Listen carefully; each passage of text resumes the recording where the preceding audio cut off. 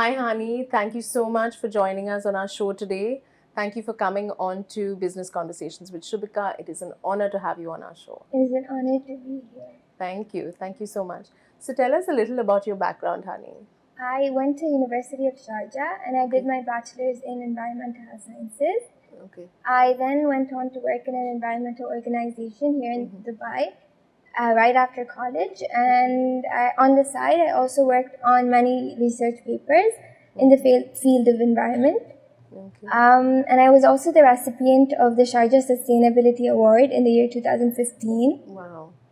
And I'm going to end with one interesting fact about myself, which would be that if at this point in my life, if you split my life into two equal halves, I spent the first half in India and the second half here in the UAE.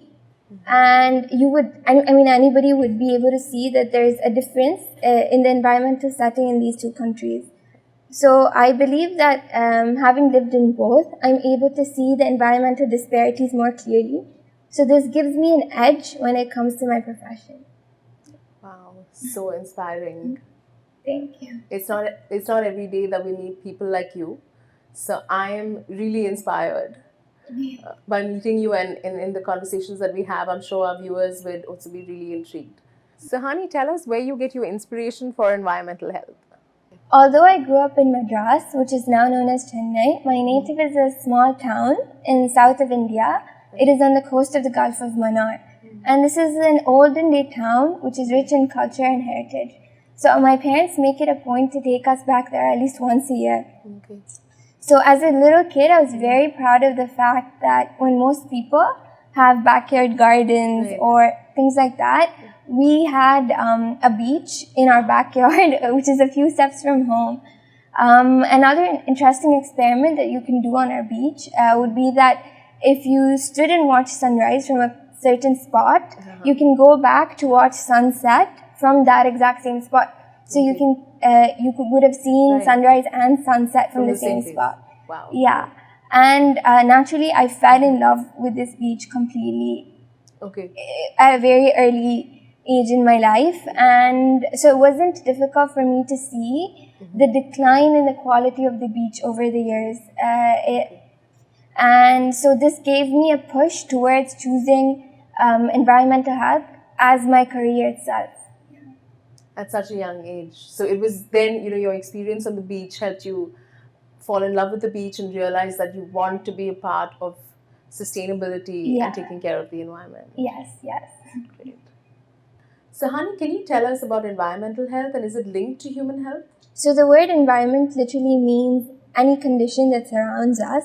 And the health of the environment depends on the quality of the different parameters that make up the environment, like air, water, and soil. So the definition of environmental health, I believe that it can go in two ways. The first definition, that is as given by most organizations, including WHO, I'm giving an explanation of it in simple terms.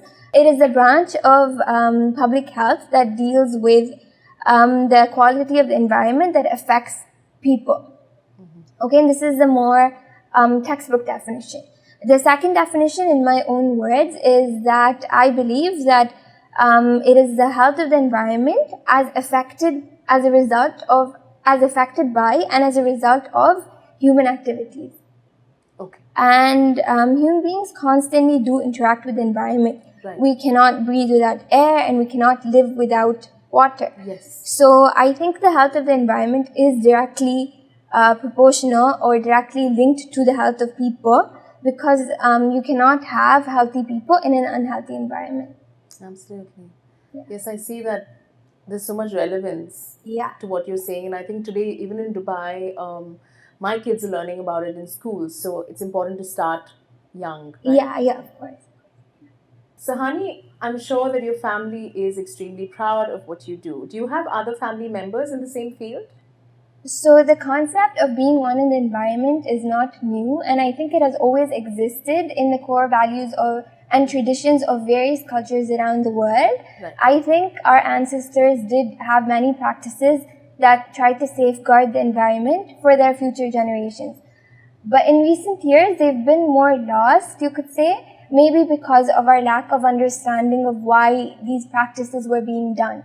Once we start to understand the reasoning behind these practices, I think we can even progress those traditions and also make it more relevant to current society and take it forward.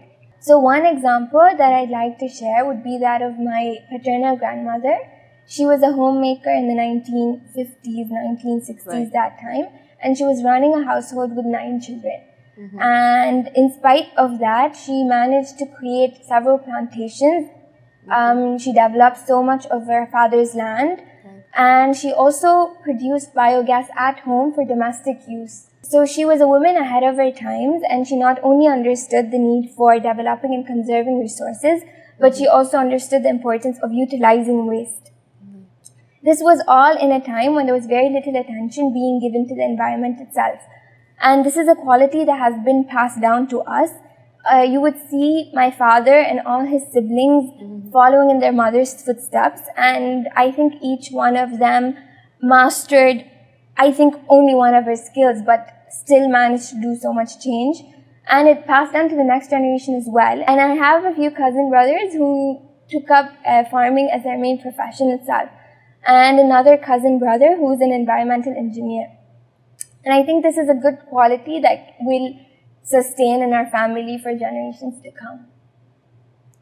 Really delightful and so inspiring, Haani, that you have inspiration for so many generations and you're carrying forward the legacy of your grandmother.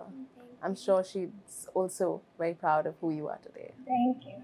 So, Haani, being the founder of Wasted UAE, can you tell us a little bit about your company and what you do?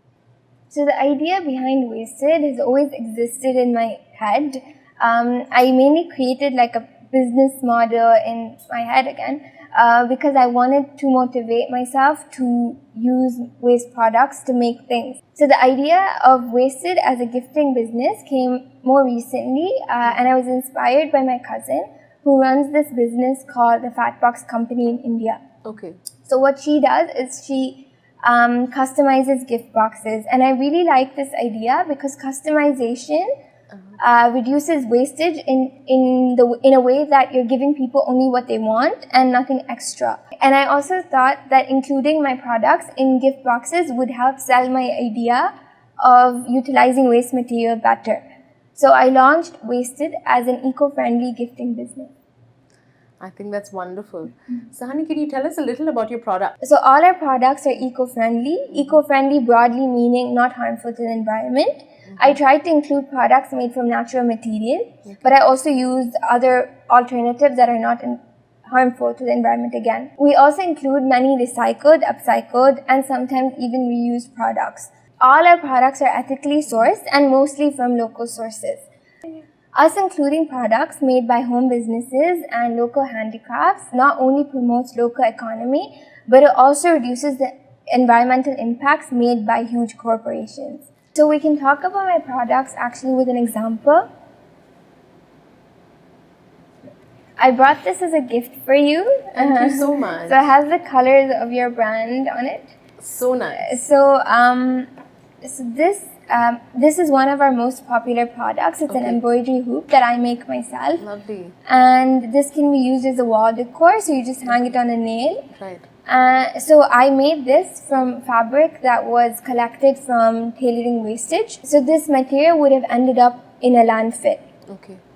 But what I've done is I've picked up that piece of fabric from a waste pile, and I have not only reduced the burden on our landfills, but I have also added value to this piece of fabric by embroidering on it and making sure, or hopefully, that it doesn't end up back in a landfill anytime soon.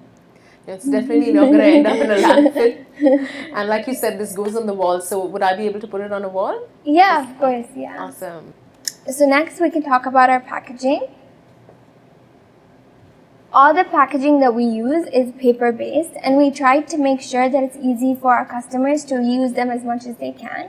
So we add external tags and we don't stamp the bag so that they're able to reuse this for some other purpose. Maybe there are other gifting purposes itself. and we add, and all our boxes come customized with tags with this calligraphy on it. And something that you should note is I don't do this. My sister does it for me, my younger sister. My handwriting is really, really bad, and a lot of people have asked me after, like, you know, all the calligraphy that they've seen on my page, like, they're like, oh, your handwriting is very beautiful, but it's not mine, it's my sister's. Wow, she's really talented, and this looks stunning. Thank you. And so this is the bag. So this box is particularly suitable for the embroidery hoop because it's the same size of it. And I take a bigger piece of cloth to cover up as base so that it doesn't look untidy. But under it, you would see that for cushioning, I use smaller fabric, like, you know, much smaller waist fabric. Like, I can't really put to use too much. Right. So I try to give these tiny scrap material like one last use before they would mostly be thrown away. Right. So this is how we pack our boxes. I mean, this was for an embroidery hoop, so I didn't add too much. Correct. But usually it's, you know, the base, the complete cushioning for the box with even the glass jars, mugs, whatever breakable item that's in our boxes is from these scrap material. So they provide a lot of use to the box itself. That makes perfect sense. So, you know, we sometimes get boxes with paper shavings, which is not, again, eco-friendly, but this is great, and the concept is really, really good. Yeah. So nice. So, Haani, do you think the people in Dubai are conscious about the environment? So I think the success of Wasted itself has shown me that the people of Dubai are conscious of the environment, and they're also trying to take more sustainable life choices towards a more sustainable future. Yes. Yeah, I was in a gifting business before this, and I can see that people in Dubai are becoming more aware of environment and environment-friendly products. Yeah.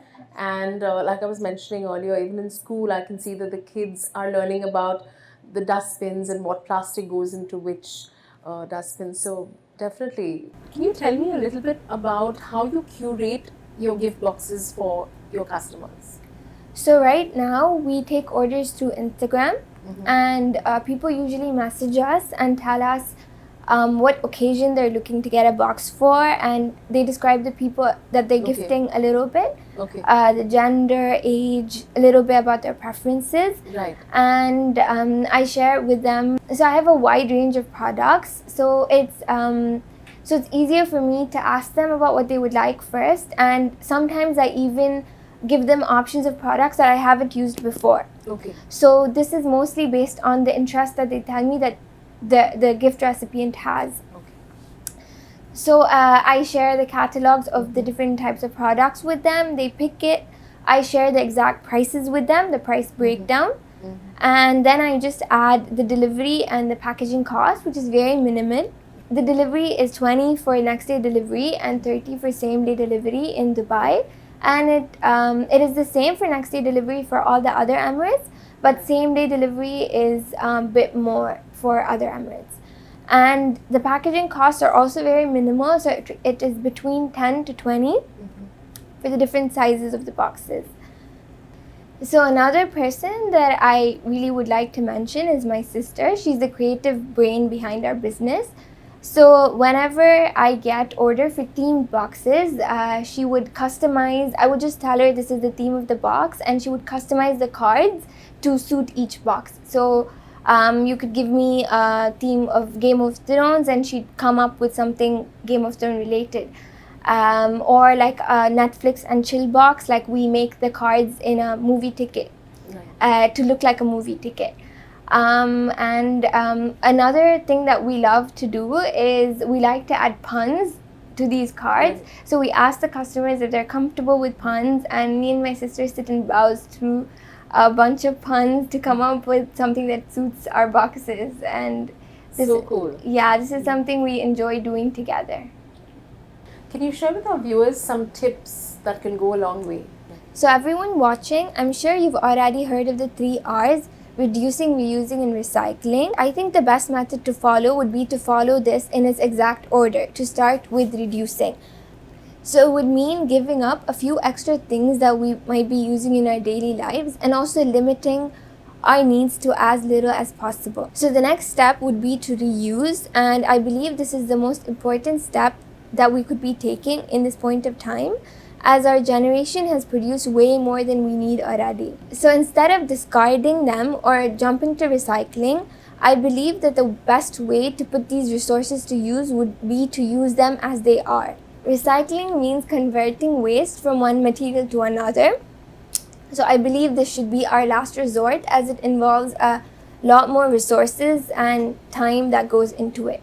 But the situation is not always ideal, and we do end up with a lot of waste that we cannot reuse. So we can look at recycling as the next best efforts that we can take. So you can recycle your food waste at home by composting. And this can be even done in a small, tiny apartment. You can have compost bins and you can compost your food waste. And for your solid waste, you just need to segregate it at home and deposit it in one of the designated recycling centers that you can find all over the UAE. So, for all our viewers, reduce, reuse, and recycle. Keep that in mind. I'm sure that you've enjoyed watching our episode with Business Conversations with Shubika. We look forward to our next week's episode, so stay tuned. Don't forget to follow us on Instagram, Facebook, and our YouTube channel. Spread the word. Hey.